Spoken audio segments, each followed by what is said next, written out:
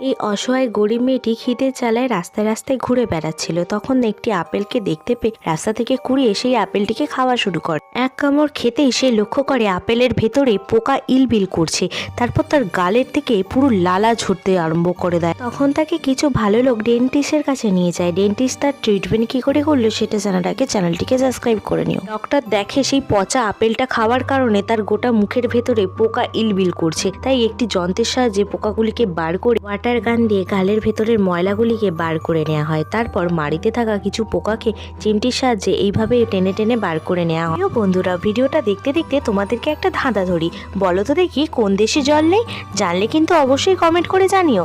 এরপর গালের ভেতরে থাকা পাথুরিগুলিকে বার করে নিয়ে ফোঁড়াগুলিকে টিপে সেখান থেকে পুঁজ রক্ত বার করে গালের মধ্যে একটি ক্রিম লাগিয়ে দিতে, তারপর হাতে করে মাসাজ করে দেওয়ার পর এবং যন্ত্রের সাহায্যে ট্রিটমেন্ট করে দিতে মেয়েটি সুস্থ হয়ে ওঠে।